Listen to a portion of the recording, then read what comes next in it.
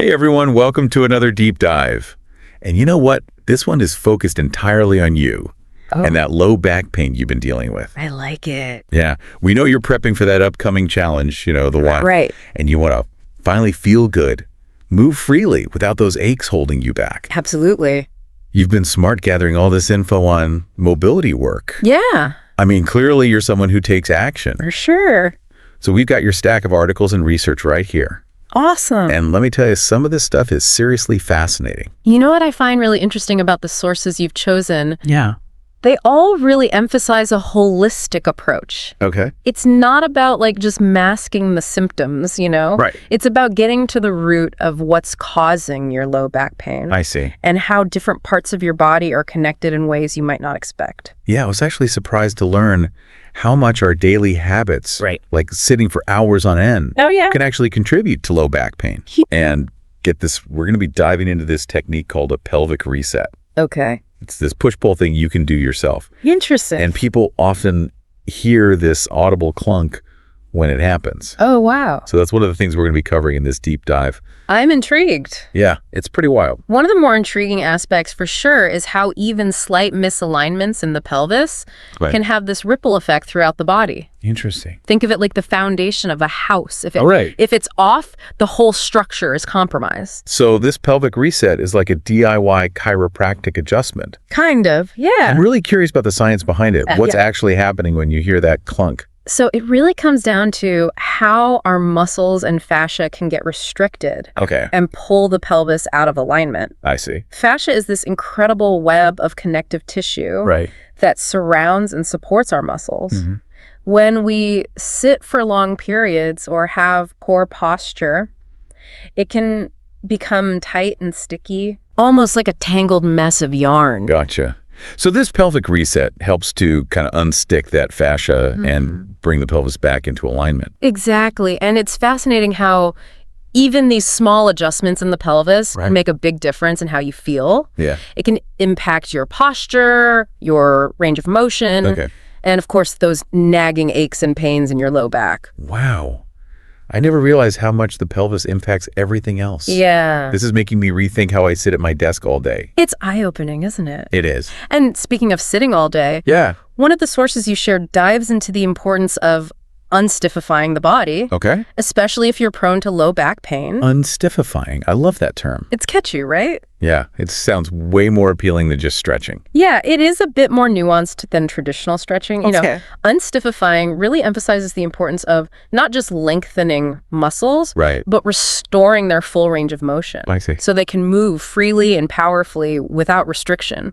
So we're talking about more than just touching our toes here. For sure. What kind of techniques are involved in this unstiffifying process? Oh, the sources you selected cover a range of techniques, including something called the global gut smash. Okay. Which, from the sounds of it, can be quite intense. Yeah, the description in one of the articles was pretty vivid. Oh, yeah. It mentioned something about feeling like you might vomit. Oh, wow. Is it really that bad? Well, it can be intense, yes. Okay. But it's designed to target a large area of the abdomen. I see. Including a muscle called the psoas. The psoas that rings a bell. Yeah. Can you remind me why that muscle is so important? The psoas is often called the hidden prankster. Okay. Because tightness in this muscle can manifest as pain in the low back hips and even down the legs. Wow. It's a major player in spinal stability, hip flexion, and even rotational power. So if I'm understanding this correctly, even if my pain is in my low back, the culprit could be this psoas muscle. It's definitely possible. Interesting. And the global gut smash is designed to release that tension and improve mobility in the psoas and the surrounding abdominal muscles. Okay. I'm starting to see how all these pieces fit together. Yeah. Like a chain reaction. It is. Tightness in one area can lead to problems in another. Exactly. And the source material highlights how prolonged sitting can actually put the psoas under constant strain. Oh, wow. Almost like having someone tug on your bicep for hours. Wow. I never thought about it like that. No wonder my hips and low back are always complaining. It's a common issue. All right, so tell me more about this global gut smash. What's involved? You'll be using a large, pliable ball, like a soccer ball or a mini physio ball, and lying face down on the floor with the ball positioned between your hip bones and your rib cage. So I'm basically lying on this ball, belly down. Yep. Then what? The key is to sink your weight into the ball using your breath to help you relax and release those tight muscles. So I'm not actively moving the ball around. Not really. I'm letting my body weight do the work. Exactly as you inhale, imagine expanding your belly and filling your lungs with air. Okay. Then as you exhale, slowly release that breath and allow your body to melt into the ball, sinking deeper into those abdominal muscles. Okay, I'm starting to get the picture. And you mentioned this could be pretty intense. Yeah. What should I expect to feel? You might experience some tightness, pressure, or even some discomfort as the ball releases those stuck tissues. Well, the article did mention the possibility of feeling nauseous. Right. I'm assuming that's a sign that I'm hitting those really tight spots. It could be. But remember, it's important to listen to your body and not push yourself beyond your limits. If the sensation becomes too intense, simply shift your position slightly or take a break. Okay, good to know. I'm all for challenging myself. Yeah. But I don't want to end up with a gut full of soccer ball. Right. So how long do I need to endure this delightful experience? Aim for at least 10 minutes total. Okay. Spending about 5 minutes on each side of your abdomen. You can gently shift your position on the ball to target different areas, but the key is to maintain that slow, deliberate pressure. 10 minutes. Yeah. Okay. I'm going to need some good music for this one. For sure. But it sounds like it could be worth it if it helps to unlock those tight hips and improve my low back mobility. That's the spirit. So we've got this global gut smash. Yeah. And then you mentioned that there are more targeted gut smashing techniques. Yes. That focus specifically on the psoas muscle. Exactly. Bring it on. I'm ready to get to know my psoas better, even if it means getting a little uncomfortable. Awesome. What kind of tools are we talking about for these targeted techniques? For these, you'll be using a lacrosse ball. Okay. And there are several variations to really pinpoint those hard-to-reach spots. Interesting. One option even involves using a kettlebell to add extra pressure to the lacrosse ball. Okay, that sounds a bit more intense than the soccer ball. It can be. I'm guessing these targeted techniques are for those really stubborn spots that need some extra attention. Exactly, and they can be surprisingly effective in releasing that chronic tension that builds up in the psoas, especially from prolonged sitting. Well, considering how much time I spend at my desk, my psoas probably needs a serious intervention. I hear ya. All right, so we've got the global gut smash. Yes. We're about to get into the nitty-gritty of targeting the psoas. Right. But there's got to be more to this whole low back pain puzzle, right? There is. What other muscle groups should we be focusing on? Well, the sources you shared actually highlight a few other key areas that can contribute to low back pain. Okay. Starting with the quadriceps, those muscles at the front of your thighs. My quads, I honestly never thought those would be related to my low back pain. Yeah, it's not always obvious. What's the connection there? It might seem surprising, but tight quads can actually pull on the pelvis and contribute to that chain reaction of imbalance we talked about earlier. Plus, think about how much time you spend sitting. Right. Your quads are essentially glued into a shortened position for hours on end. Okay, that's starting to make sense. So even though it feels like my low back is the problem, it could actually be my tight quads pulling on my pelvis and throwing things off. Exactly. And the sources you've got here offer some really interesting techniques for addressing those tight quads. Okay. Like the quad smash, which from the sounds of it can be quite intense. Quad smash? Yeah. I'm intrigued, but also a little apprehensive. I understand. What exactly does this involve? Do I need any special equipment? You have a few options. Okay. The sources mention using a foam roller. Right. A more intense tool called the Battle Star. Okay. Or even a barbell. Right. And there's even an option that involves enlisting the help of a friend. Interesting. Which they playfully refer to as the super friend method. The super friend, and that sounds interesting. Right. So I'm guessing this quad smash technique involves applying pressure to the quads to release those tight spots. Exactly. And the sources emphasize the importance of going against the grain of the muscle fibers. Staying on a tight spot until you feel a release, and choosing the right tool for the job. So it's not just about mindlessly rolling up and down. No. It's about being strategic and applying focused pressure to those tight areas. Exactly. It's about finding those trigger points Right. and really working into them. This is starting to sound a bit like an art form. It is in a way. So we've got the global gut smash for those deep abdominal muscles, the targeted psoas techniques, Yes. and now this quad smash for those tight quads. Right. What other areas should we be thinking about in relation to low back pain? Well, the sources you've shared also highlight the importance of addressing those adductors, those inner thigh muscles that often get overlooked. The adductors, I'll be honest, I don't think I've ever given those muscles much thought. Yeah, they're often forgotten. How do those tie into low back pain? While they might not be directly connected to your low back, uptight adductors can limit your squat depth and even contribute to that chain reaction of imbalance that can lead to low back pain. I see. Plus, if you're aiming to improve your squatting, running, or whatever your sport is, addressing those adductors is essential. So this is where it gets relevant for me. Okay. I've been struggling to improve my squatting, and now I'm wondering if my tight adductors are part of the problem. It's definitely worth considering. Yeah. And thankfully, the sources you've shared offer a couple of powerful techniques for addressing those adductors. Oh, good. First up, there's the adductor smash, which sounds pretty self-explanatory. Okay. And then there's this technique called the couch stretch. Okay. Which apparently a lot of athletes have a love-hate relationship with. The couch stretch, that's one I've heard whispered about in hushed tones. Yeah. People seem to either love it or dread it. All right. What makes it so special, or should I say so intense? The couch stretch is designed to target those deep hip flexors and improve hip extension, which are crucial for overall mobility and athletic performance. But it can be quite intense, hence the mixed reviews. So we've got the adductor smash, we've got the couch stretch, a lot to unpack there. We do. I'm sure we will. Absolutely. Welcome back to our deep dive into conquering low back pain. Ready to roll up our sleeves and get into the how-to of these techniques. Absolutely. In part 1, we covered so much ground. We did. Understanding the common culprits of low back pain. Okay. And the importance of unstiffifying those key muscles. Yeah. Now, I'm really eager to learn exactly how to do these techniques. Okay. So I can start feeling some relief. Awesome. Let's revisit that intriguing pelvic reset technique. Right. Okay. Remember, it's all about realigning your pelvis, and often people hear that satisfying clunk when it happens. Yes, I am curious about that clunk. Yeah. What's the best way to get started with this technique? You'll start by lying on your back with your knees bent and feet flat on the floor. Okay. Then place one hand on the outside of each knee. All right, so I'm lying down, knees, bent hands on my knees. What's next? Now comes the push-pull part. Simultaneously push on your right knee with your right hand while pulling on your left knee with your left hand. Resist this motion with your legs engaging those muscles. So it's like I'm trying to separate my knees, but my legs are pushing back. Exactly. Hold that tension for about 5 seconds, then switch hands and repeat this time, pushing on your left knee and pulling on your right. Do about 3 or 4 sets of these push-pulls. Interesting. So it's not a passive stretch. I'm actively engaging my muscles. Right. What comes after the push-pulls? The final step is to place a medicine ball or similarly sized object between your knees and squeeze as hard as you can for 5 seconds.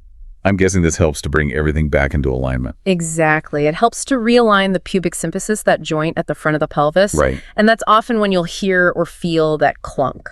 That's so cool. It's like you're resetting your entire pelvic structure. Yeah. I'm definitely going to be trying this one out. I think you'll be surprised how effective such a simple technique can be. Yeah.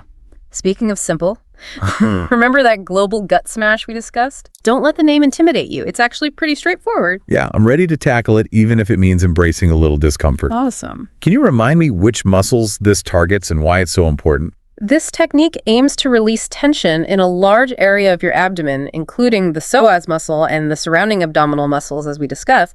That psoas can be a real troublemaker when it gets tight, contributing to pain in your low back hips and even legs. Right, the hidden prankster. Exactly. I'm starting to understand just how influential that psoas is. Yeah. What's the setup for the global gut smash? You'll need a large pliable ball, like a soccer ball or a mini physio ball. Okay.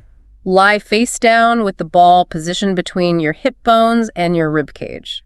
Make sure you can breathe comfortably in this position. Okay, so I'm lying on the ball, belly down. Do I start rolling around like a massage? Not exactly. It's more about sinking your weight into the ball and letting it do the work as you inhale, expand your belly and fill your lungs with air. Then as you exhale, slowly release that breath and allow your body to melt into the ball. So it's not about force. It's about relaxation and letting my body weight create the pressure. Precisely. You might feel some tightness pressure or even a bit of discomfort as those tight spots release. That discomfort part has me a little nervous, especially after that vomit warning. Sure. Any tips for managing the intensity? Absolutely. Listen to your body. It's your best guide if the sensation becomes too intense. Simply shift your position slightly or take a break. It's not about pushing through pain. It's about finding that sweet spot where you feel the release without overdoing it. That's reassuring. So I'm sinking into the ball, breathing deeply, finding those release points. How long should I aim for? Aim for about 10 minutes total, spending about 5 minutes on each side of your abdomen. Okay. You can explore different positions on the ball to target various areas, but keep that slow, deliberate pressure. 10 minutes. This is definitely going to be a mindful practice. I think you'll find it surprisingly therapeutic, especially if you make it a regular part of your routine. Yeah. Speaking of routine, remember those more targeted psoas techniques we discussed? Yes. I'm eager to get into the details of those. I feel like my psoas could use some extra attention. For these, you'll use a lacrosse ball. One effective variation involves lying on your back with the lacrosse ball positioned about 2 inches to the outside of your belly button. Use your body weight to sink into the ball, targeting those outer abdominal muscles that connect to the psoas. Okay, so I'm lying on my back. Yeah. Lacrosse ball strategically placed. What's next? Once you've found a tender spot, you can enhance the release by adding movement, bring your knee up towards your chest, and gently rock it from side to side. So I'm combining focused pressure with gentle movement to work into those tight tissues. Exactly. Play around with different leg movements, straighten and bend your leg, rotate it internally and externally, or even drop your knee out to the side. This helps to address all those different angles of the psoas. This is starting to feel like a personalized exploration of my own psoas. It is, and you might be surprised at the variations in sensation you feel as you explore those different movements. What if I need a little more oomph to really get into those stubborn spots? You can always add a kettlebell to the equation. Okay. Simply place the kettlebell on top of the lacrosse ball to increase the pressure. Ah, so we're using the kettlebell as a weight to magnify the pressure. Yep. Yeah. That sounds like a good option for those really deep knots. It can be very effective, and the sources you've shared actually provide different ways to use the kettlebell to target various areas, including a muscle called the iliacus, which is closely related to the psoas. The iliacus. I'm discovering a whole new world of muscles. It's amazing how complex the body is. Yeah. And the more you understand those muscles and how they work together, the better equipped you'll be to address your low back pain. Speaking of understanding, remember how we talked about tight quads pulling on the pelvis? Yes. It was a revelation to realize that seemingly unrelated muscles could contribute to low back pain. Right. So let's dive into those quad smash techniques.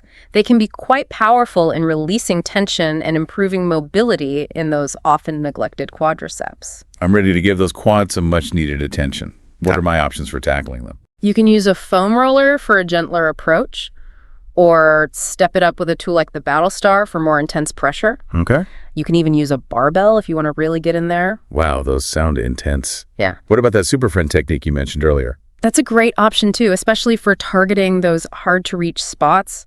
Essentially, you'll have a friend apply the pressure while you guide them to the areas that need the most attention. I like the sound of that. A little teamwork for low back pain relief. What are the key things to keep in mind when doing any of these quad smashing techniques? Remember those golden rules we discussed? Go against the grain of the muscle fibers. Stay on a tight spot until you feel a release, and choose the right tool for the job you're aiming for, targeted pressure, not just a general roll up and down. Right, it's about finding those trigger points and really working into them. Exactly. Are there any particular areas within the quads that I should focus on? The sources suggest spending at least 10 minutes on each leg, systematically working your way from the top of your quads down to your knees. You might be surprised how much tension you're holding in different areas. 10 minutes per leg. I need a good podcast to keep me entertained while I'm working through those knots. And plenty of water afterwards. Hydration is key when you're doing this type of work. Okay, I'm making a note of that. So we've tackled the global gut smash, targeted the psoas, and now we're on to those quad smashing techniques. What's next on our low back pain hit list? Now let's shift our attention to those often overlooked adductors, those inner thigh muscles that play a crucial role in stability and knee movement. Remember, tight adductors can limit your squat depth and contribute to that chain reaction of imbalance that can lead to low back pain. Right, and I'm definitely interested in improving my squat depth. I'm starting to realize how connected everything is in the body. What are the best ways to address those adductors? The sources you shared outline 2 powerful techniques, the adductor smash and the couch stretch. The adductor smash is pretty straightforward. You'll be using a foam roller, a barbell, or your trusty super friend to apply pressure to those inner thigh muscles. So it's similar to the quad smash, but focusing on the inner thighs instead of the front. Exactly. You can explore different leg positions to target different angles of the adductors, straightening and bending your leg, rotating it internally and externally, or even moving it from side to side. It's like I'm sculpting my inner thighs with focused pressure. That's a great way to think about it. Yeah. And then there's the couch stretch, which we touched on earlier. It's a bit more advanced, but it's renowned for its effectiveness in targeting those deep hip flexors and improving hip extension. Okay, the couch stretch, everyone talks about how intense it is. Can you walk me through the setup so I can approach it safely? Absolutely. You'll start by kneeling in front of a couch or wall, bring one leg forward, and bend your knee so your foot is flat on the floor like you're in a kneeling lunge position. Okay, that makes sense. I'm in a kneeling lunge. What next? Now carefully slide your back knee towards the couch or wall, tucking your foot underneath you. Right. It's important to keep your back knee as close to the wall as possible and your shin flat against the surface. Oh, I'm feeling that stretch already. What if I can't get my back knee all the way to the wall without discomfort? No worries, that's totally normal. It just means you're not quite ready for that full range of motion. You can modify the stretch by placing a pillow or rolled up towel under your back knee for support. I appreciate the modifications. It's good to know there are options for easing into this. Yeah. So I'm in the couch stretch position, feeling the stretch and anything else I should be doing. To intensify the stretch, you can gently push your hips forward and squeeze the glute of your back leg. It's important to breathe deeply throughout the stretch and focus on relaxing those tight muscles. Deep breaths and relaxation. Got it. Yeah. How long should I hold this lovely position? Aim for at least 2 minutes on each leg. 2 minutes. Okay, I'm going to need some mental fortitude for this one. You got this. It can be intense, but it's worth it for the long-term mobility gains. Speaking of mobility gains, let's move on to that back tune-up trifecta we discussed earlier, the low back muscles, high glutes, and obliques. Yes, I'm ready to give those muscles some TLC. Can we start with those low back muscles? What's the best way to approach them? The sources recommend using a lacrosse ball to target those tight spots along your back. One option is to lie on your back with your feet elevated on a box to increase the pressure. Another variation utilizes a double lacrosse ball to target specific segments of the spine. So we're using the lacrosse ball to apply focused pressure to those tight areas. Any tips on form or movement? It's crucial to keep your core engaged and avoid sinking into that overextended arched back position.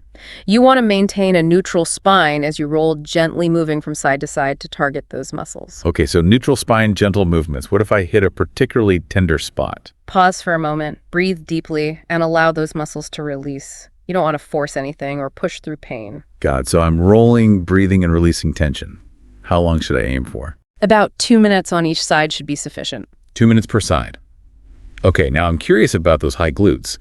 How do we target those to reach areas? For the high glutes, you'll also be using a lacrosse ball.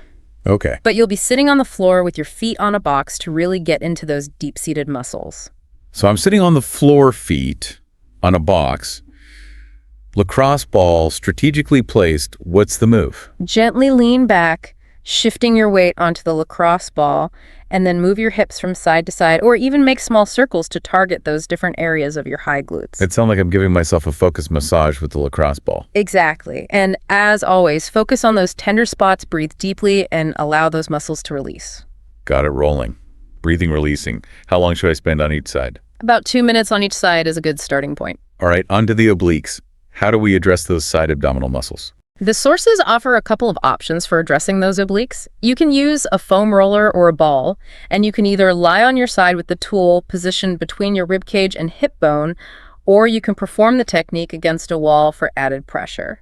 So many options. Any recommendations on where to start? It depends on your preference and comfort level. If you're using a foam roller, lie on your side with the roller position just under your armpit and gently roll back and forth, applying pressure to those oblique muscles. If you're using a ball, you can either lie on your side with the ball positioned under your armpit or stand facing a wall and lean into the ball, targeting those side abdominal muscles. I'm picturing both of those options, and they both seem doable. Yeah. So finding a comfortable position and applying slow, deliberate pressure is key. Exactly. And remember, you can always adjust the intensity by shifting your weight or changing your position. Got it.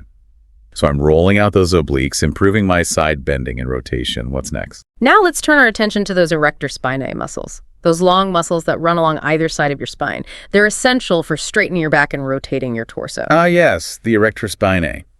They definitely feel tight after sitting at my desk all day. Yeah. What are the best ways to release those tight spots and improve my rotation? The sources recommend using a tool like the Gemini, which is a double lacrosse ball, or yoga tune-up balls to target those muscles. You'll lie on your back with your knees bent and your feet flat on the floor. Place the tool just to the side of your spine between your rib cage and your hip bone. Okay, I've got my tool in position. What kind of movement do I do? Gently rock your body from side to side, allowing the tool to move along those erector spinae muscles. You can add some rotation by dropping your knees to one side as you roll. So I'm basically giving myself a targeted massage with the tool. That's a great way to think about it. And as always, remember to breathe deeply and listen to your body, adjusting the intensity as needed. Okay. I'm ready to give those erector spinae muscles some love. Great. Now let's move on to those powerhouse muscles of the posterior chain, the glutes and hamstrings. These muscles are essential for strength, power, and mobility. But they can also be major contributors to low back pain if they're tight. Right. Tight hamstrings are definitely something I struggle with. I'm curious to hear what the sources recommend for addressing these muscles. They offer a variety of techniques ranging from using lacrosse balls and foam rollers to a more intense approach called the monkey bar of death. The monkey bar of death. Yeah. I'm both intrigued and intimidated. Can we start with the gentler options first? Absolutely. For the hamstrings, you can use a lacrosse ball, a softball, or even a barbell. You can either sit on the floor with your legs extended in front of you and place the tool under your hamstring just above the back of your knee, or you can lie on your back with your knees bent and place the tool under your hamstring. Okay, so I have some options for positioning. What kind of movement should I be doing? Gently roll your body back and forth over the tool, applying pressure to those tight spots. You can also bend and straighten your knee to add a flossing action, which can help release deeper adhesions. It sounds like a combination of pressure and movement is key for those hamstrings. What about the glutes? For the glutes, you can lie on your side with the lacrosse ball or softball positioned under your glute muscles, then gently roll back and forth over the ball, targeting those tender spots. So similar to the hamstring snatching, but focusing on the glutes instead. Exactly. And for those hard-to-reach spots, you can try that monkey bar of death technique. Okay, let's talk about the monkey bar of death. I'm ready to hear what this intimidating sounding technique involves. Essentially, you'll be using a barbell set at mid-thigh height to apply pressure to those upper hamstrings. You'll drape one leg over the barbell and gently rock your body back and forth, targeting those tender spots. Okay, I'm starting to pick it. It sounds like a more intense version of the lacrosse ball or softball technique. Exactly. The sources warn that it can be quite intense, so it's important to start slowly and gradually increase the pressure as your body allows, and you always have the option of enlisting a super friend to help you out. I might just take you up on that super friend offer. So we've covered a lot of smashing techniques for the hamstrings and glutes. Is there anything else we should keep in mind when addressing these muscles? The sources emphasize the importance of incorporating end-range mobilization to complement those smashing techniques. This involves taking those muscles through their full range of motion, gently pushing those limits to improve flexibility and ensure those muscles can move freely. Right, the unstiffifying approach. What are some examples of end-range mobilization exercises for the hamstrings and glutes? For the hamstrings, a classic stretch involves standing with your feet hip-width apart and bending forward from your hips, keeping your back flat and reaching towards your toes.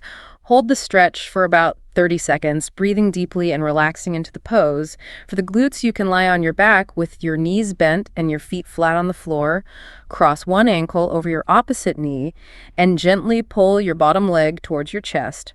Hold that stretch for about 30 seconds, breathing deeply and relaxing into the pose. I love those stretches. They always feel so good. And they're so beneficial for improving your flexibility and range of motion. Okay, so we've covered a ton of techniques in this second part of our deep dive. Yeah. It's a lot to process, but I'm excited to start experimenting and finding what works best for me. That's the spirit. And remember, consistency is key. These techniques aren't a quick fix. They're tools you can use to maintain a healthy and pain-free back over the long term. So it's not about doing these techniques once and expecting miracles. It's about incorporating them into my routine to keep those muscles happy and healthy. Exactly. And in the final part of our deep dive, we'll explore that last technique, the posterior chain floss, and wrap up with some key takeaways to help you get started on your journey to a pain-free back. Sounds great. I'm ready for the final installment. Welcome back to the final part of our deep dive into conquering low back pain.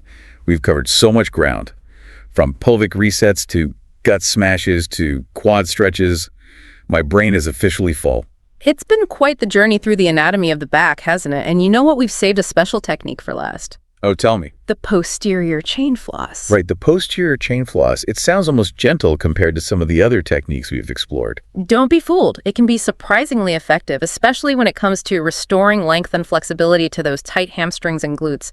Think of it as a way to fine-tune those muscles after you've used the smashing techniques to loosen things up. Okay, I'm intrigued. How do I get started with this flossing action? You'll need a resistance band for this one. Start by wrapping the band around your hip just above your kneecap and stand with your feet hip-width apart. All right, so I'm standing tall, band in place. What's next? Now hinge forward from your hips, keeping your back flat and your core engaged, like you're about to do a deadlift. As you hinge, simultaneously extend your banded leg behind you, straightening your knee and feeling that stretch in your hamstring. So I'm combining a hip hinge with the hamstring extension, using the band to create resistance. Exactly. As you reach your end range, slowly bend your knee and bring your heel back towards your glutes, as if you're doing a hamstring curl. So it's a controlled back and forth motion, extending and flexing the hamstring with that band tension. I can see how that would create a flossing effect. How many reps should I aim for? The sources suggest 20 to 50 repetitions on each leg. Okay, that's a good amount of flossing. Are there any other variations of this technique? Absolutely. You can also try placing your banded foot on an elevated surface like a box or a bench to target those upper hamstrings and glutes from a different angle. So still hinging at the hips, but with my foot elevated. Yeah, you got it. What's the focus with this variation? Instead of just extending your knee, you'll focus on extending your hip, pushing your leg back behind you to really feel that stretch in your hamstring and glute. Interesting. So it's like a standing hip extension with the added resistance of the band. Yeah. Are there any other tips for making this posterior chain floss more effective? As with any of these techniques, focus on maintaining proper form and listen to your body. If you feel any pain or discomfort, adjust the movement or stop altogether. Okay, I'm ready to start flossing. It sounds like a great way to add a finishing touch to all those smashing techniques we've covered. It is, and remember, all these techniques we've discussed today are designed to work together to help you create a healthier and more resilient back pain. You know, it's amazing how much we've learned about the interconnectedness of the body and how seemingly unrelated muscles can contribute to low back pain. Yeah, it really highlights the importance of taking a holistic approach, addressing not just the symptoms, but the underlying causes of your pain. Absolutely. So as we wrap up this deep dive, what are some key takeaways you want our listeners to remember? First and foremost, addressing low back pain requires a multifaceted approach. It's not just about treating the symptoms, but understanding how different muscles and movement patterns contribute to your discomfort. Right. It's about getting to the root of the problem, not just masking the pain. Exactly. And it's essential to remember that consistency is key. These techniques aren't a quick fix. They're tools you can incorporate into your routine to maintain a healthy and pain-free back over the long term. So it's about creating sustainable habits, not just looking for a magic bullet. Precisely. And finally, remember that everyone is different. What works for one person might not work for another. It's about experimenting with these techniques, listening to your body, and finding what feels most effective for you. That's so important. It's about empowering ourselves to become our own best advocates for our health. I couldn't agree more. By approaching low back pain with a proactive and curious mindset, you can discover those hidden sources of tension and unlock a greater sense of freedom and mobility in your body. That's a wonderful message to end on. So as we wrap up this epic deep dive, what's the one thing you want our listeners to do today to start their journey toward a pain-free back? Choose one technique that resonated with you today and give it a try. Even 5 minutes of focused attention can make a difference. That's a great challenge. And remember, this is just the beginning. We encourage you to continue exploring these techniques, experiment with what works best for you, and embrace the journey toward a healthier, more mobile and pain-free back. Happy unstiffifying. Until next time, happy moving.